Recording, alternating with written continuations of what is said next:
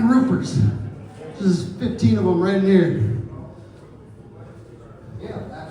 Bradley Akers. So what we specialize in is helping you get more jobs in the areas that you're working and more referrals from who you're working with. Why does it matter that digital leads are different? And I should probably preface this. We're talking about cash flow today. One of the main things I see with roofing companies spending money on digital marketing but not having the systems to support the leads. And there are a couple things in here I hope that allow you to make more money with the digital marketing spend that you already have if you're spending money on digital marketing. And then I hope Brad is going to help you make some money because he knows how to help you get more referrals from every deal that you do.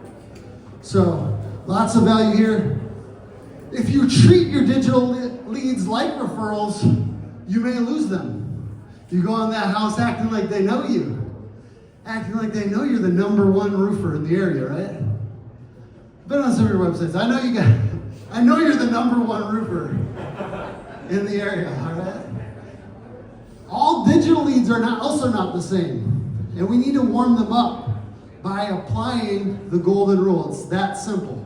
What would you want as a homeowner? I think sometimes, we're in the roofing business. We forget what it's like to just be an average Joe that would just want to be followed up with kind of quickly. That would just appreciate a little bit of communication. And that would just like to know when you're on your way. Some basic stuff.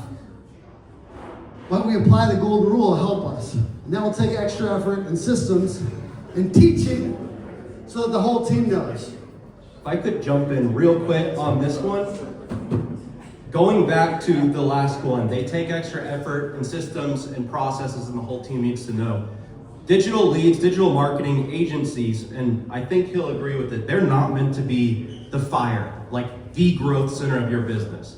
They're supposed to be fuel on the fire. So internally driven growth is going to be the way that you're able to grow the most, and then partnering with an agency that knows what they're doing, that understands the roofing industry, sorry, out of breath, that understands the roofing industry and is able to really take what you're doing, put it out there, and allow you to get more from it is going to be key. We'll go over some things in a little bit, but I wanted to add that as you're hearing and listening to some of this stuff. Totally, and just to clarify that, we feel that way. As an agency, we're never going to make somebody successful that wasn't going to be successful. We're literally just going to try to help you accelerate what's already going well. So sometimes people try to pour gasoline on little embers. Right? It goes up. They're frustrated. They're like, these fucking marketing agencies all are shit. It's like, sir, get a fire first. How are homeowners using Google? 81% of consumers research online before making a purchase, whether online or in store, highlighting the importance of a strong digital presence. Impact of reviews. 95% of consumers read reviews before making a purchase decision, underscoring the influence of customer feedback on sales. That's why 100 reviews matters. That's why 500 reviews matters. That's why you're pushing for that. Are you reading the reviews before you go to a restaurant? I personally like to sort by negative. I read the top ones first. They're fun. 3 in 4 consumers browse multiple places during the pre-purchase phase, indicating a trend of visiting multiple sites before completing a transaction. I think that's the important point here. They're talking to multiple roofing companies. And Mike mentioned 70% or so, I think, of the sales and buying process is done before they enter into an actual sales conversation, which makes this stuff very relevant. All digital leads are not, was I yelling? I'm sorry, guys. Sorry. All digital leads are not the same. And this is my opinion. There's people out there that rock Angie leads, okay? They rock them. Because they have super fast follow-up. They follow up 5 times, they get it done. I'm not saying, if you have that, that's really good. It prepares you for the other stuff. Facebook ads sometimes come in a little colder because you're interrupting somebody's flow. They didn't come on Facebook to get a roofing ad. But it's great if they convert on there, and you can often trade, like, you also have to be fast though. Google Ads and SEO, they're a little warmer because they are looking for you at that time when they find you. So, and then we know all of this, we want to push towards this because the warmest stuff is always going to be the referrals. So if you can take those Google Ads and those SEO leads and turn them into referrals, it's a big deal. So the question is really like, wherever you're getting your leads from, how can you turn more of those into referrals, which is the warmest and best lead all the time. And then, I just want to talk about this, like sorting by your best, or by your closed leads. That was,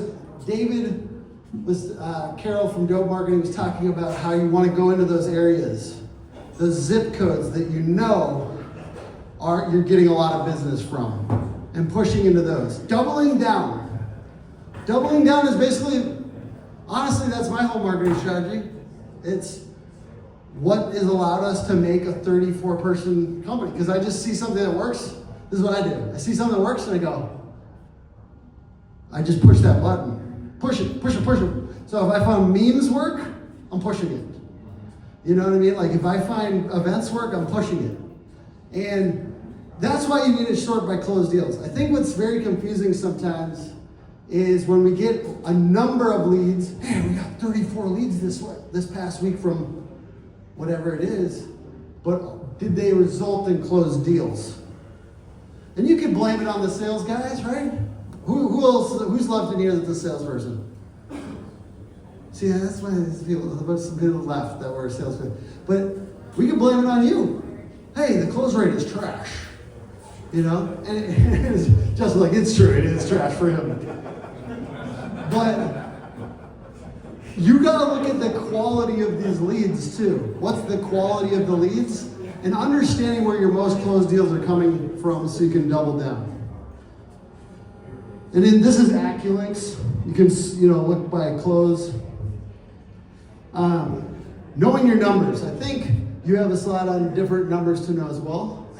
I'll go through them, but Okay. I emphasize this slide later in the presentation because I think it's misunderstood, and incredibly important. So a couple different things. Close rate by lead source. What is your close rate by lead source?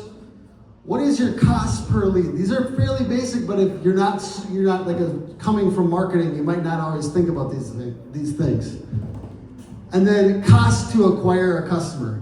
This one can be general, right? This one can be like in all the ways that we're marketing and all the money that we're spending on sales. This is how many customers per all that we spent. Your CAC, your CAC. If you can't show me your CAC right now, you don't know your marketing. And you're in luck because a small CAC is good in this circumstance. Who can show me their CAC right now? Who knows their CAC? This is a real question. Oh, excuse me, ma'am. Yeah. You can. But we were just talking about how this is not tracked properly in most CRMs. Yeah. We use what we get the referral Yeah. from an ad, right? Yeah. Well, then he goes to the job and he's like, hey, what about your neighbor? And she makes the introduction and it goes into the system as a referral, but it would have never been a referral if we didn't get the lead through the ad. Yeah. So it's not effectively tracking Yes. the hierarchy. Yes. Stay tuned. Yes, the cost. Raz's going to talk a little bit about that. That's actually what most of his is about here in a little bit. That's a great thing to be focused on too, is like, what is the lifetime value of a deal, including the referrals that you get from that deal, which is sweet. Like for instance, and I know you guys have a lot of this, and we also have this. So we'll go to an event, and for instance, we just got a customer from an event that we went to 6 months ago, and then he also referred us.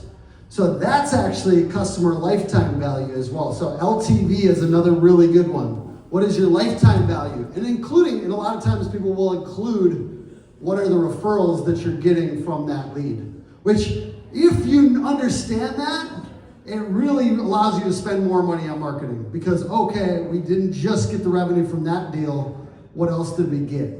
And this crosses over. We got people in commercial here, like it crosses over. If you're doing residential and you get a referral to a commercial deal, that's a nice lifetime value, right?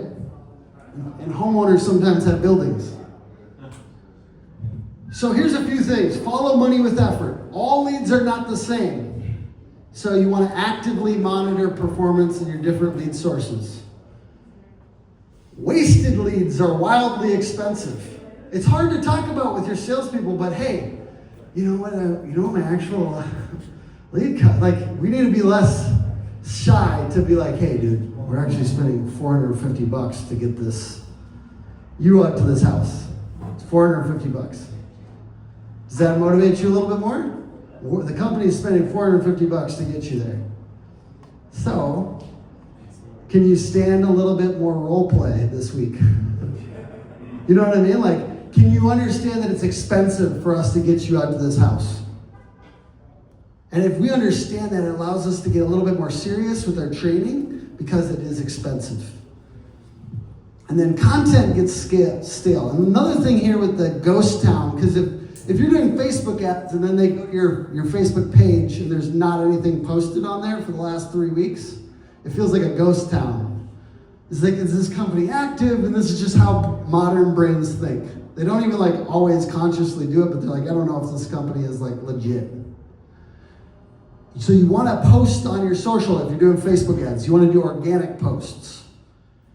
And the other thing is like big companies, they talk about content fatigue. So if they're running a video commercial, they're not going to do that forever. You don't see a Budweiser commercial from 20 years ago, do you? Even though it was a smash hit. People are sick of that. So every single year you should have new fresh stuff that you're doing we don't want that content fatigue in your advertising, and we need to come up with new topics and angles, right? Optimizing and getting creative. And I think that this goes to the follow money with effort thing.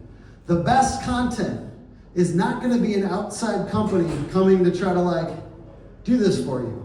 Like, I'm so grateful that we've gotten to do content with different companies in here, Justin, but at the end of, like in North Face, but there's like a certain point where an outside company can't be running your creative, right? So becoming that, we're all moving towards becoming our own little media company. There's a lot of cameras in here today. There's people that are trying to be influencers. Ding! You know what I mean? We're really just knowing that the attention economy, meaning it's expensive to get attention, we're doing everything we can to try to create that. And at the beginning, I didn't have Jack. Jack's my video guy now, but I was just me, walking around the neighborhood. Hey guys, here's one objection that you might have to working with Hook Agency, but here's the deal. Answer the objection, right? So that kind of content process, building that out internally is going to help you make more money with your marketing if you have other people doing stuff too. I'm going to go through this one kind of quick, but it is probably the number one thing for your marketing that's going to enable you to get more out of it, which is, what is your phone answering strategy? Digital leads need quicker answering. They expect somebody can be out there sooner than referrals. Hey, express a little urgency to the homeowner. Hey, we're going to have our best guy out there. What's his name again? Sam. Even if it's just Sam. You know what I mean? Like, we're going to have our best guy there soon. Okay? Sam's on his way. You know, that's the vibe you need to be answering with. How old is the roof? Asking relevant questions. Because have you noticed that when you're answering the phone, you can set the deal up for better close rate? Have you noticed that if you have somebody great on the phones, that your close rate can actually go up? Because you're setting them up, you're asking these questions that allow them to get a lead with a little bit more context, so when they're showing up, it's not like they don't know anything about what's going on. Oh, well, what am I here for again? You know, like, we kind of know the age of the roof, we kind of know a few other key things.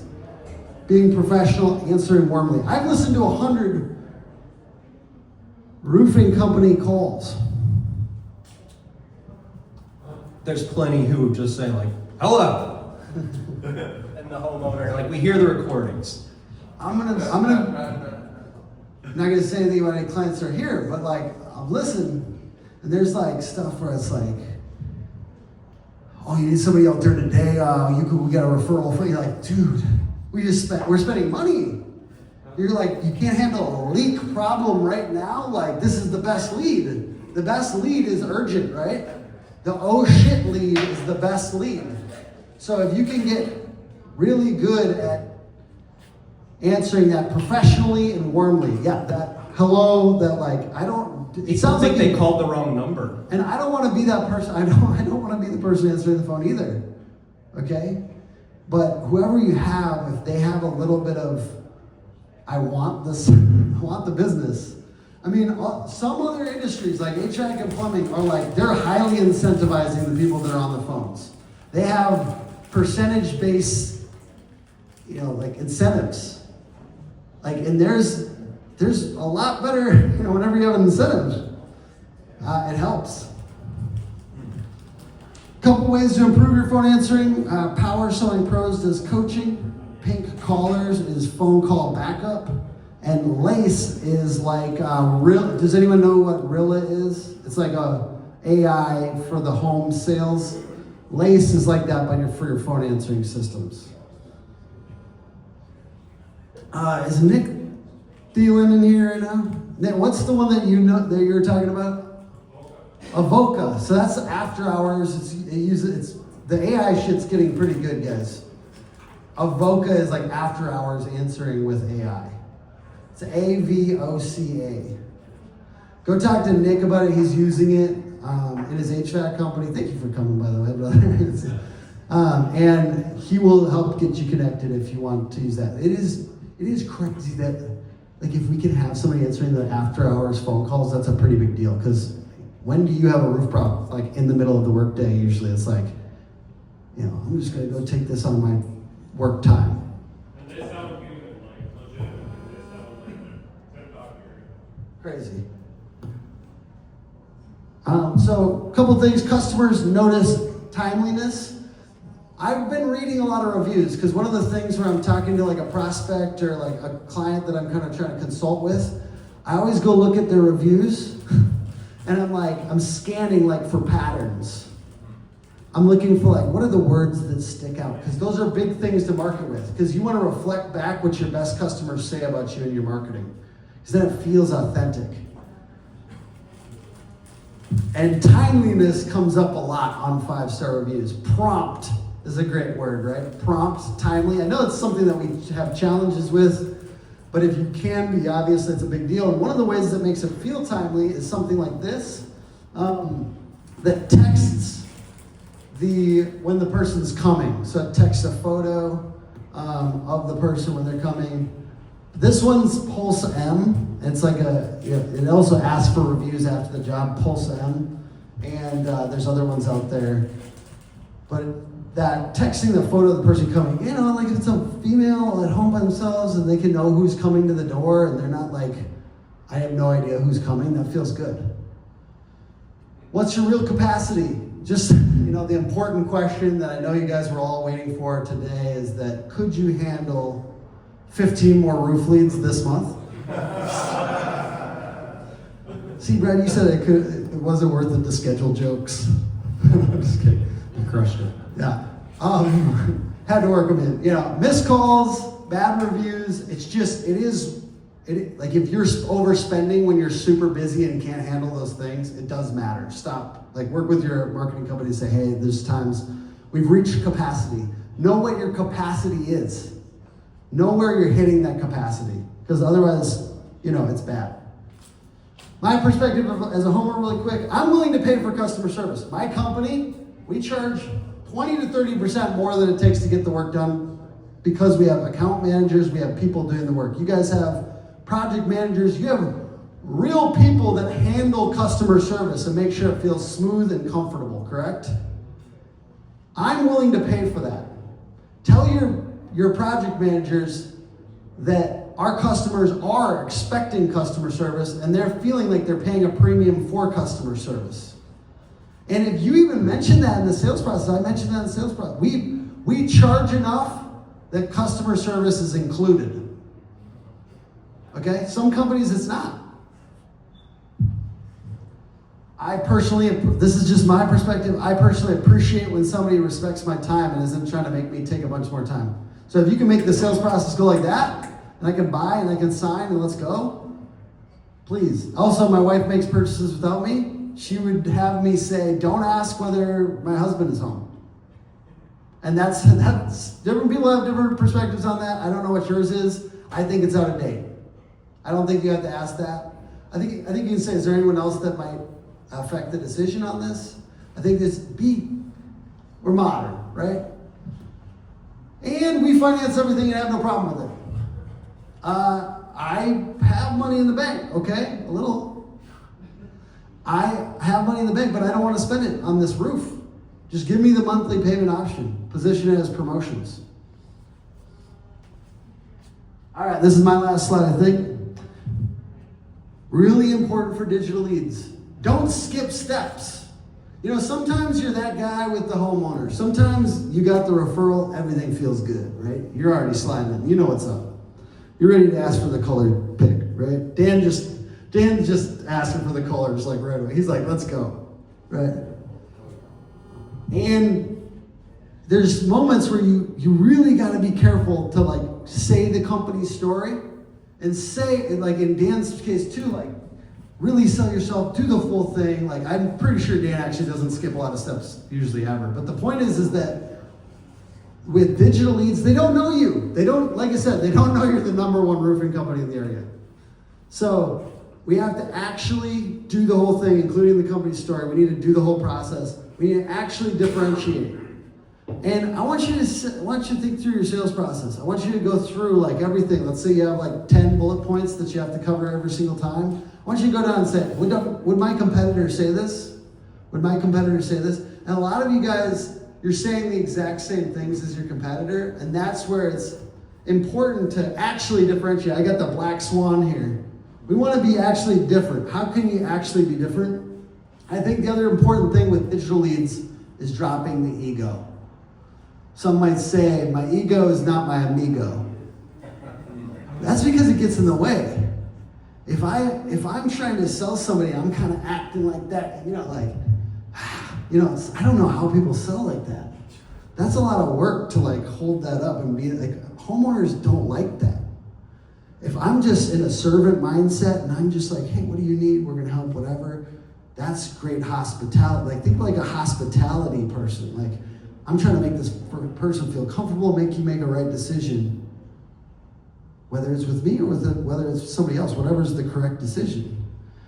And that takes dropping the ego. Hello. Before we go into this, I want to ask a couple of questions. Are there more or less people who own a roofing company who are doing SEO over the last like 3 or 4 years? More or less? More. How about Google Ads? Are there more or less people spending money on Google Ads? Have there been an equal percentage of new #1 page spots? No. Have there been, is the first 3 ads, does anyone scroll past and click on the ads at the bottom of the page? Yes. 1 person. So in general, it's not super common. So the point that I'm making is there is increased competition. SEO is getting harder. It's taking more money, more time, more energy to rank. Google ads are getting more expensive. It's taking being better at them, but also spending more. It is an auction, by the way. So there are people probably in your market whose entire game is to completely crush your daily budget by 9 a.m. so they can get the cheap clicks in the afternoon. That is a strategy. So knowing that, what do we need to do? We need to make sure that $450 cost per lead. We need to make sure that. That's hooked up to this. Oh, I these was. All right. Well, we'll stick. Point is, multiply them. Not just how are we going to take the most, like do what we can to make sure we're closing it, which is absolutely something we need to do. But we need to acknowledge that we're spending a lot for that lead, and it is our job to multiply it. So my company's called Built Right, BGB Enterprises. It's a few different names, probably need to work on that. I'm not a branding guy, sorry. But I like these adjectives. These are words I like. The reason, because I think this is what every one of you needs. In fact, I think this is pretty much something that every company could adopt. I want you to be in control, which means as many variables as you can control, I want you to control. Not another company, not an agency. I want you to have as many variables as you can control. Does that mean don't hire an agency? No. I want you to be self-sufficient. Back to what I was saying just a second ago. I don't want your growth to be Hook Agency tripled my business last year. I'm sorry, but I don't think that even if you did attribute Hook Agency to it, there's very few online marketing services that could do that. Tripling your business takes a lot more than that. Takes leverage. Predictable. Is your business predictable if it relies on another company? No. I want you to have a deep and stable foundation, which means something that other people can't knock you down over. In other words, if you fire the agency and all the leads stop, I don't want your business to die because of that. And I want you to have processes that are including and helping you get to all these adjectives that are scalable, so you don't have to redo it every time. And you are going to have to redo a lot. The stuff that I'm teaching, I don't want you to have to redo. So, really quick terms. Marketing, I'm sorry. Who knows the difference between a sales and marketing funnel and a sales and marketing flywheel? Do we know what a flywheel is? A flywheel is this amazing thing to where it grows and grows and grows on its own. It is basically like its own ecosystem. A customer is a promoter, a referral, who gets you in front of more strangers, who become prospects, who become customers, who get you more referrals, more strangers, so on. It grows, it scales. This is a sales and marketing funnel. This is what most of you, I'm sorry, are obsessed with. You're trying to get the lead from whatever means necessary. Then some of those become appointments. That's why we talk about the answering the phone and stuff, because the lead to appointment ratio is not 100%. You'd like it to be, but it's not. Some of those people are actually serious and going to give you a yes or no. Others are going to ghost you. And then a small percentage of them become a sale. Which one do we prefer? Flywheel, right? But there's a very, very specific time and place for the funnel to come in. And a lot of people would want to say this versus this. But the fact is you want to have both. You just need to make sure that when you work very, very hard, when you spend a lot of money, and then you do all these things, you hire the coach, you hire the answering service, and you put all this effort into it. We try to increase our lead to appointment ratio. And then we try to make sure the appointment is detailed enough and we build enough rapport to where they're actually letting you know yes or no, and not just ghosting you. And we want most of them to say yes, and then get here. So we do trainings, we do all these things. We spend a lot of effort here, but not that much here. And that's a big problem. Dan was talking a lot about this. I'm not sure if he had the vocabulary for it. I just realized myself, I said, yeah, I'm not anywhere near that. Yeah. Over here. This is why he is able to grow and scale. But people don't talk about this. Everyone is trying to sell you this. It is all you hear about. And because it's all you hear about, you think it's the main character, and it's just not. So, remember, resistance, right? You pay money, effort and investment, effort and time, resistance. Sales and marketing flywheel. They multiply your jobs and divide your cost per acquisition, and they're low resistant. So you get invited into a new neighborhood, maybe from a referral. Then we have really good neighborhood marketing strategies. Basically the same type of lead as referral, honestly, if you can get the neighbor. A referral doesn't have to be a direct referral. It can be a referral from proximity. And then we do want to get the direct referrals. But we need to make sure that we can turn referrals into a predictable outcome. Because like I said, we need to be in control. We need to control the variables. If you don't know how to control the variables, if you get a lot of referrals, you're a referral-based business because you do a great job, but then you can't teach a salesperson how to generate their own pipeline of referrals, you're not that impressive. Sorry. Sales and marketing flywheels are low resistance and they add leverage. Does anyone listen to like Hermosi? Leverage, compounding. They decrease your cost per acquisition and they get you the ability to market harder than your competition. Why? Someone please try to answer that. I'd imagine at least one of you knows the answer. If you have a lower cost per acquisition, you legitimately can afford to spend more to acquire a customer. But if you look at a channel, there's only so much you can do to decrease your cost per acquisition on a Google ad, for instance. You can think of, okay, how can I get better at closing? How can I increase my lead to appointment ratio? But those aren't as big of bumps in your business as we want to create. We want that hockey stick growth, right? That's more fun, exponential, not just like, that's fine. If you're doing that, that's great. But we want to make sure that that's happening for a reason, not because of a storm. If it's a storm, it goes away. So, usually the main character, what I think should be the main character. Right here, we spend all this money, all this time, all this investment. Ideally, when we put all this effort in to get this sale, we need to bring them into a process and an organized way to make this happen. Where this gets you invited into the new neighborhood, the new area. Then you get neighbors. Then you get referrals. Every cycle decreases your cost per acquisition. Dan Kennedy, does anyone know that marketer, direct response, very famous?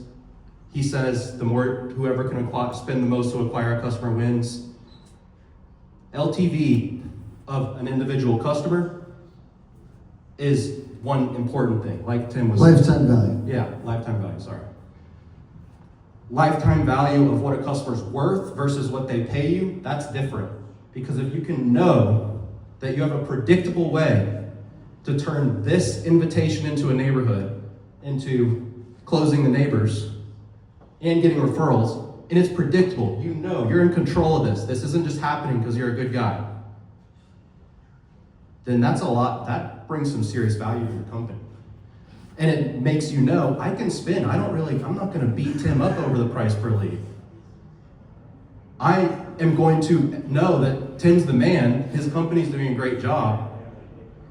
I could go spin my wheels trying to chase a lower cost per lead, or I can just acknowledge that things go up and down, and while we would love our cost per lead to be $100 every time, it's gonna be $100 some months, $200 other months, $50 a couple months, $400 other months. It goes up and down. Everyone's experiencing that fluctuation. So knowing that, and knowing that you are in a position to spend more or make more out of what you spend, that's a powerful place to be. But the only way you can do that is if you have an organized and intentional way of getting it done. So, really important. This slide, we're talking about it again. Cost per acquisition. Say it. CAC. Thank you. So with our CAC, most people look at their ad spend and their close rate. And those are the two main things. So say you have a $150 cost per lead. My close rate is 25%, so my CAC is 600, right? No. Leads and appointments are different. So we have lead to appointment ratio. Say that's 60%, that $150 is $250 in ad spend to get an appointment. Then we have the 25% closing rate. So $1,000 cost per acquisition, right? No. Remember, $150, $250, $1,000 per sale. But we also have commission. Most of the time when people are investing in marketing, they have a salesperson that's making some money too. Management fee. It's getting harder and harder to rank on Google. It's getting harder and harder to do well with pay-per-click. So you should be spending more and more money on a qualified agency partner like Hook.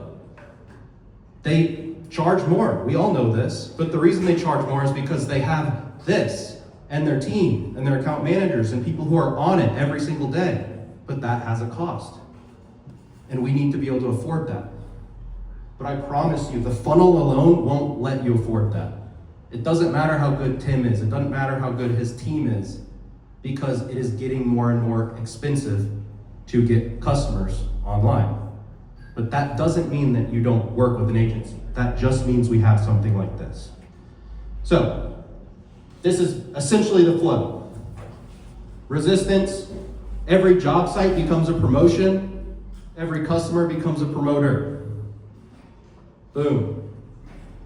We're getting referrals, typed leads, we're getting additional opportunities from 2 different avenues, a neighborhood marketing strategy and a very strong and intentional referral strategy. Make sense? Yep. But we have to build repeatable systems to get more jobs where you're working and repeatable systems to get more referrals from who you're working with. So, I developed something that I call the 4 growth engines. So the 4 growth engines are how we help our clients get more jobs in the areas that they're working. I want to emphasize, you're not going to get high conversions directly from the direct mail. You're not going to get high conversions directly from the social media. You're not going to get high conversions just from putting a door hanger up. You're not going to get high conversions from a few nice word tracks. These are all touch points. These are opportunities to draw additional attention to the job site. We are trying to make it so it is impossible to ignore that there's a roof going on down the street. And we are trying to find opportunities to have conversations and show that we want to proactively solve the potential problems that could come up for the neighbors, just like we want to do for the people who are under contract, because we care, and this is the way we operate as a company. We want to make sure that these are just opportunities to have a conversation, because there is attention on the fact that a roof is going up, and we want it to go from inconvenience to positive experiences with you and your company. But it doesn't happen naturally. If your salespeople aren't spending time on build day at the build, they're missing out on a big opportunity. If your salespeople aren't very, very intentionally working the neighbors and informing the neighbors right around an inspection, they're missing out on a huge opportunity. And when I say hang out at the build, by the way, I don't mean showing up for an hour. Now, if you are doing so much business that you truly don't have time, and you have bird in hand, like an appointment that you'll close if you just go like, okay. But if you are wondering where your next job is gonna come from, where your next sale is gonna come from, what the hell are you doing if you are not taking all the attention, the noise? I used to be in distribution. The delivery alone gets people walking out of their house staring with their little kids. Like, look at the truck. It's loud, it blocks the whole street. The build is loud as heck. We know that. You can hear it from 2 miles away sometimes, depending on the area, but definitely if you're their neighbor. And we know so much about them. David Carroll is doing a great job at explaining it. We know all this stuff. Birds of a feather flock together.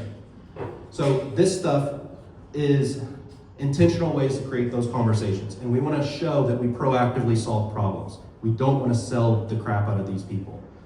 We don't want to just be, hey, your roof's fucked up, man. Like, just like your neighbor. They don't respond well to that. They do respond well to someone who's just having a conversation with them. Someone who's expressing true curiosity. Like, hey, who's doing your roof? Not who's doing your roof, because it should be me. If that's what they feel like is happening, then they're gonna shut down. So, real quick, these are things we can do. At the inspection, use door hangers, but use them intentionally. Show up 15 minutes early. I say that to every single client and every single piece of marketing material I have and every resource I have. I say show up 15 minutes early.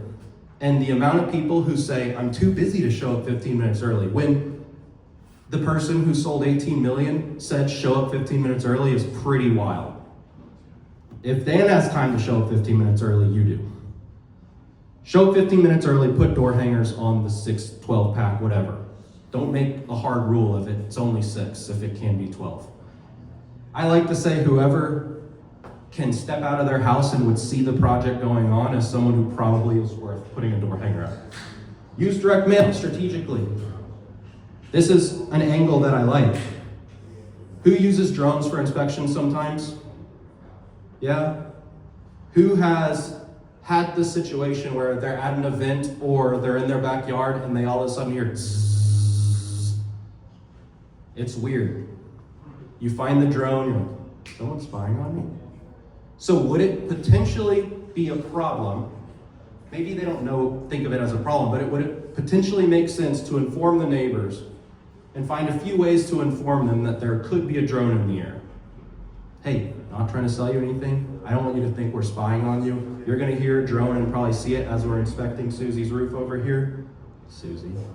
And we want to make sure that you know so you don't think anything's weird going on. By the way, if you need anything at all, like we might be out here for the next few weeks, like we're gonna check the roof out over here, see if there's any damage. So that makes a lot of sense. That's not selling them. But what is it doing? They can read everything online. But how often does someone get to experience what it's like to work with you before they've even entered into a sales conversation with you? Not very often, but we can give them that opportunity when we're in the neighbors.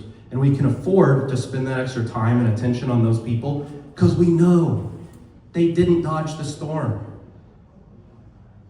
Their house is the same age, most likely. There's so much we know, yet we don't put enough attention here. The people that do really well may do really well because they put attention here, and they don't even really know what they're doing. Not everyone. Obviously very systematized, like the way you have things structured. But a lot of like one-man shows at least, referral-based businesses who are really busy, they have no idea how to teach someone how to get neighbors. They have no idea how to teach someone how to get referrals, but that's where almost their whole pipeline comes from. That's a problem. Social media, use it. Document what you're doing. It's not that hard. Just follow every marketer on earth and do what they do except with roofing. We all learn from the same playbook.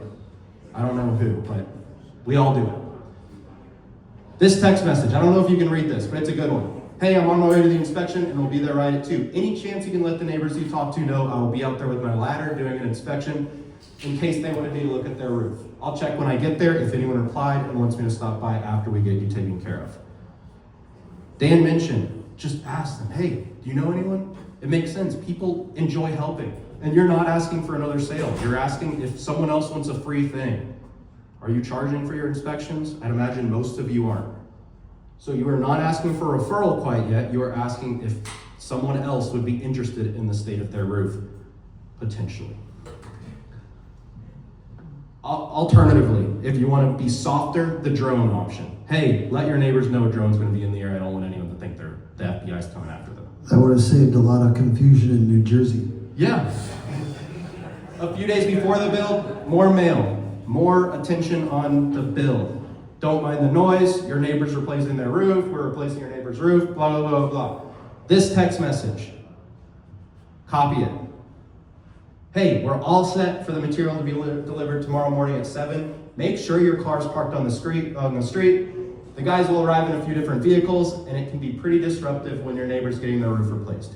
Can you just do me a favor and give your neighbors my number so they can reach out to me directly if they have any issues or if we need to move a truck? Are we asking for a referral? Are we encouraging them to be a good neighbor? Yes.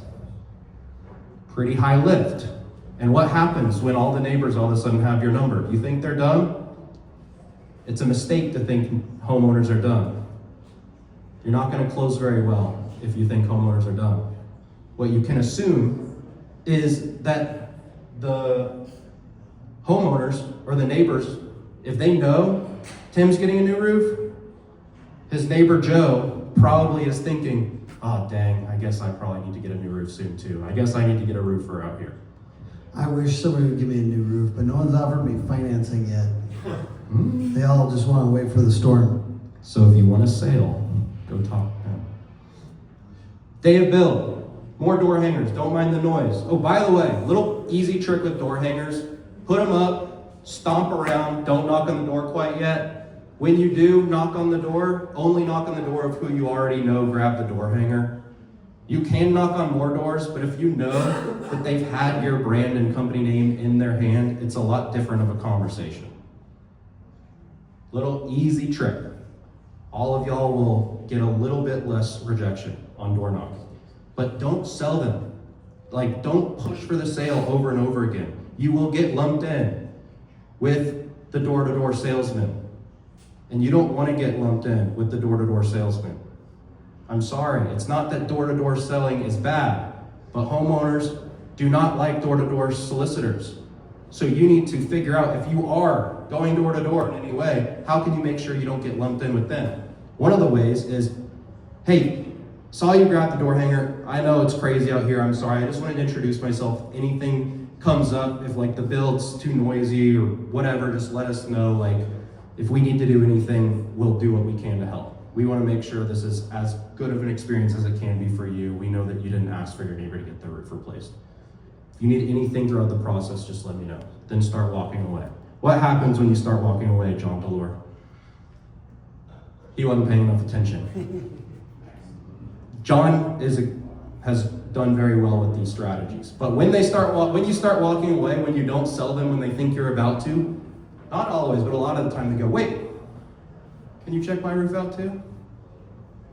You'll be shocked at how often that happens when you act like you're not trying to sell them all the time, but instead you're just trying to inform them and keep them updated on the project.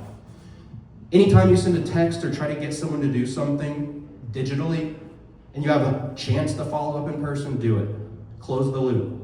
It's easy to ignore a text. It's not that easy to ignore someone asking, hey, can I have a Google review?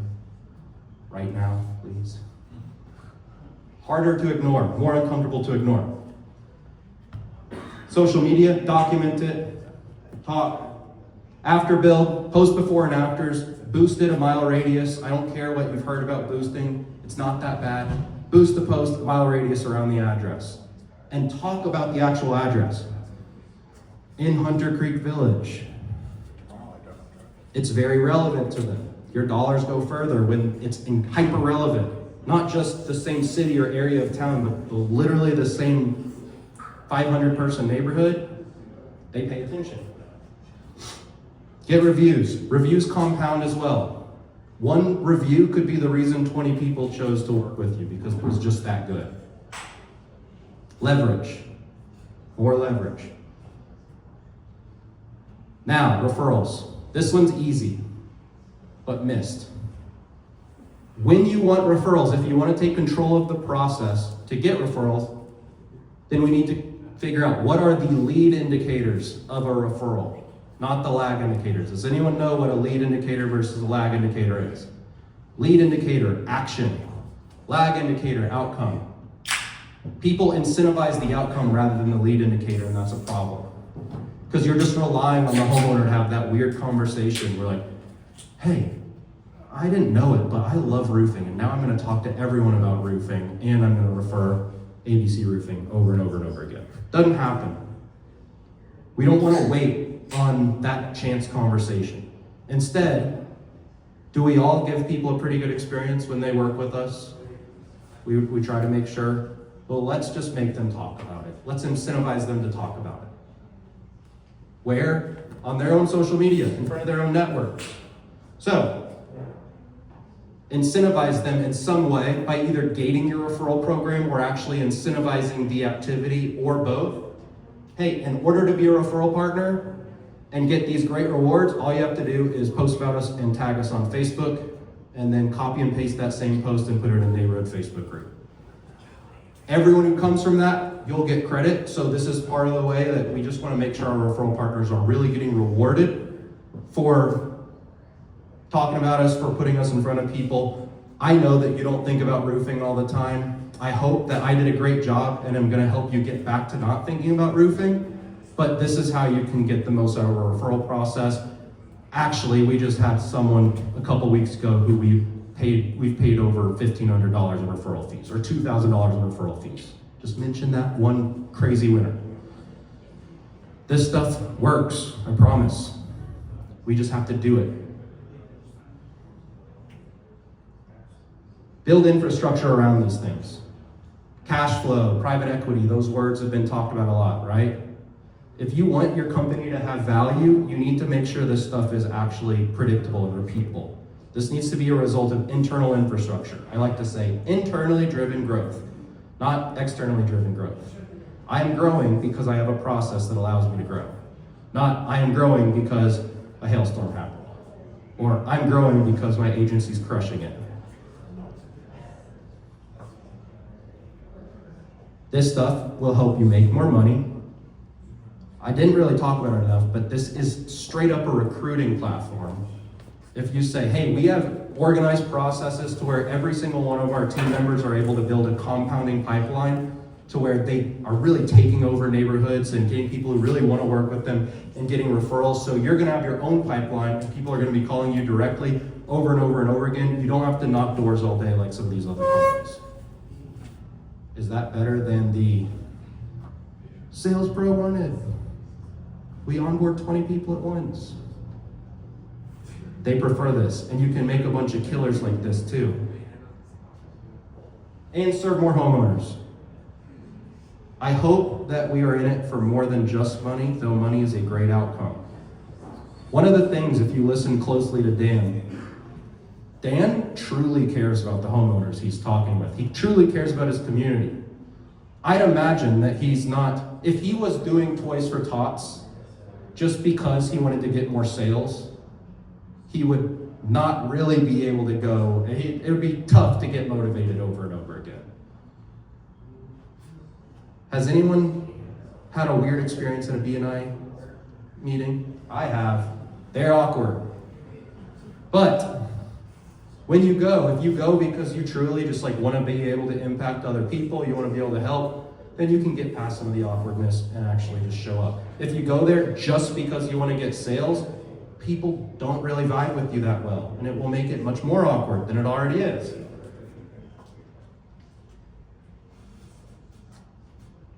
I have a free group on school. I encourage all of you to join. It has a lot of trainings, a lot of little stuff on this, a lot of ways to mechanize this process. Because a lot of you know, I love getting neighbors to flag me down. I love getting referrals. I get a lot of business from referrals, and I get a lot of business from neighbors. But unless you can have this as something that's delegated easily, it's only so valuable. That's what I help with. I help you build this into organized, repeatable processes that scale with your company. So, free. I'm not gonna do anything really that's pitchy about Huck or I just want to you guys know you're here. Thank you for being here. We really appreciate